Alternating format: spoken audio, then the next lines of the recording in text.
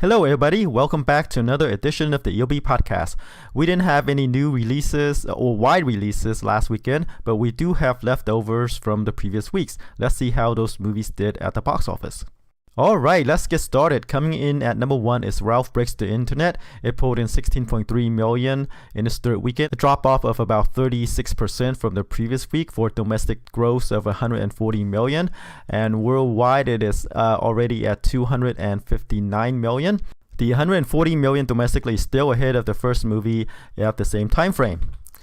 Moving along to number 2 is Dr. Seuss's The Grinch. This is the animated version.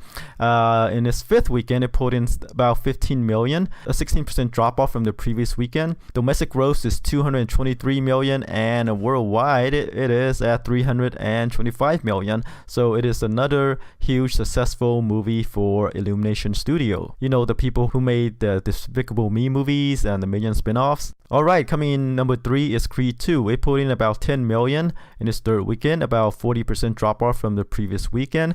Domestic gross is 96 million right now, and worldwide it is at 119 million, with 23 million of that from overseas. Judging by the way it's going, Creed 2 is going to surpass the first movie 109 million domestically, and probably worldwide as well. Moving along to number 4 is Fantastic Beasts: The Crimes of Grindelwald. It pulled in about 7 million in its fourth weekend, about 39% drop off from the previous week. Domestic gross is 145 million, and worldwide it is at 570 million. And looks like the second movie, the second Fantastic Beasts, is not doing as well as the first movie. I mean, since the budget is 200 million, domestically it is only 145 million. Worldwide is kind of at the break-even point, 570 million. The first movie grossed 334 million domestically, and right now in its fourth weekend it's only at 145, so it still has ways to go to be near that number, and it doesn't look like it'll cross 200 million here. So it looks like Fantastic Beasts 2 is not going to do as well domestically and overseas as the first movie. Alright, number 5 is Bohemian Rhapsody. It pulled in about 6.1 million in its sixth weekend. It's still holding on strong. The drop off is about only 23%. Domestic gross is 173 million, and worldwide it is at 596 million, doing even better than Fantastic Beasts. But unlike Fantastic Beasts, the budget is only 52 million compared to Fantastic Beasts 2's 200 million. Alright, number 6 is the comedy Instant Family. It pulled in about 5.8 million in its fourth weekend. A drop off about 20%, and domestic gross is at 54 million, and worldwide it is at 60 million. As I said previously, comedies don't usually travel well overseas, so that's why we see the low figures from the overseas market. The budget is 48 million, so looks like it's not doing as well as Paramount hoped this comedy would do, but maybe it can pull in a couple more dollars in the domestic market until it hits streaming and home video. Alright, number 7 is Green Book, the kind of like a biopic about a bouncer played by Viggo Mortensen, shepherding Mahershala Ali, who played a classical pianist down in the Deep South for his concert tour. This movie has been expanded, it's pulling in the numbers, right? It pulled in about 4 million in its fourth weekend. Drop off is about 0.7%, which is pretty good, and it added additional theaters as well. Domestic gross is about 20 million, and the budget is 23 million. And I have to say, this is an awards play, and look forward to get some nods during the award season. Alright, number 8 is Robin Hood. Say what you will, it's a dud. It pulled in 3.5 million in its third weekend, 26% drop off from the previous week. Domestic gross is about 27 million, and worldwide it is at 66 million, with 38 million of that from overseas. But unfortunately, the movie cost 100 million to make, so hopefully it can make that back in the larger markets like China. I don't think it opens in China yet, but if it did, if it's successful there, then it can wipe out its losses right away. Alright, number 9 is the horror movie The Possession of Hannah Grace. It pulled in about 3.2 million in the second weekend, drop off about 51% from the previous week. Domestic gross is about 11.5 million, but the budget is about 10 million. So all in all, Possession of Hannah Grace is not doing as well as Screen Gen had hoped. With the kind of highish budget for a horror movie, we're used to the Jason Blum movies being, sub 5 million, even high, reaching the 10 million. But this one is not doing as well as the Blum horror movies. All right, coming in number 10 is Widows. It put in about 3.2 million in its fourth weekend. Domestic gross is about 38 million, and worldwide it is at 65 million, with 26.8 million of that from overseas. Steve McQueen, he's usually known for his dramas like Shame and 12 Years a Slave. This is him branching out into more, action-packed movies, Widows, trying to become more commercial, and, and it seems like his name's not out there yet. I mean, 12 Years a Slave is still Steve McQueen's more commercial movie, even though it is drama.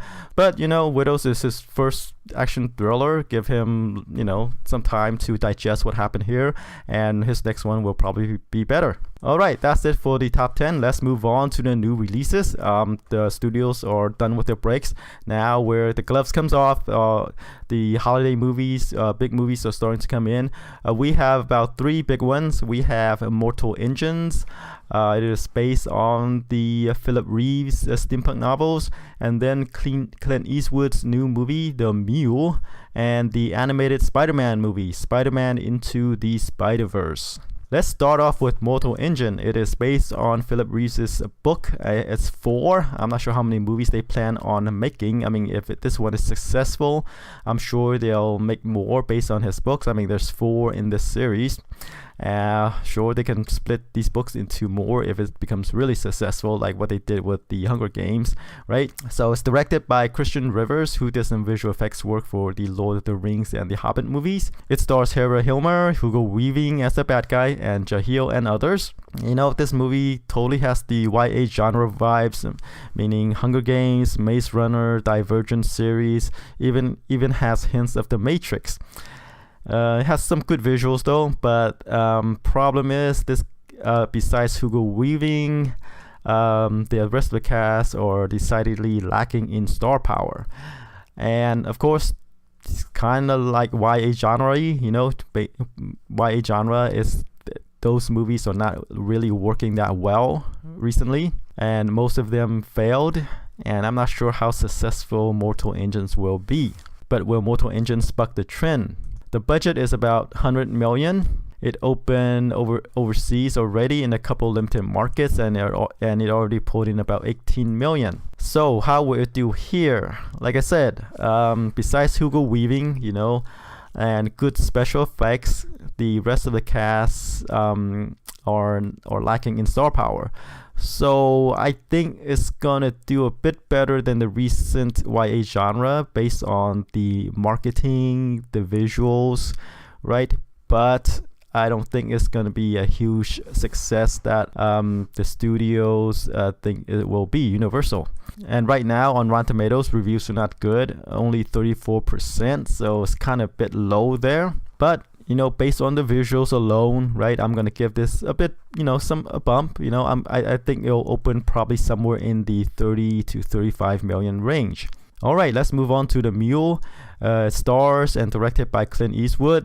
This is a tale, the classic tale of a guy who needs money, and he fell into the wrong crowd, I guess, and running drugs for the drug cartel is a way for this desperate guy to get some money, right? And then the rise and fall, with money comes the law, him being in the eye of the DEA enforcement officials, right? And when the drug cartels is involved, there's gangs, guns, danger involved. And this is an interesting take because like normally these movies stars like young people, but this one stars Clint Eastwood, who's in his, I believe, 80s. So anyway, interesting take, right? There's no reviews for this movie yet, but it looks interesting. But again, this is Clint Eastwood. He's the main draw here. So will his fans turn out for this one? This is kind of more of a more dramedy. It's kind of like his other movies. It's more drama than action. even though there are hints of like gunplay, chases, but this is more about the guy who, is seeking, who fell off the rails, so to speak, and then is seeking redemption, through, I guess, violence at the end. You know how these movies typically ends up, right? All right, so the Mule, based on the Clint Eastwood's name alone, I think it's gonna have about 10 million-ish opening. All right, finally we get to Spider-Man Into the Spider-Verse. It is kind of an odd movie to me. It is an animated Spider-Man. It's based on, I guess, the comic book series. As you can tell by the name Spider-Verse, there's gonna be a lot of Spider-Mans in this movie from different universes.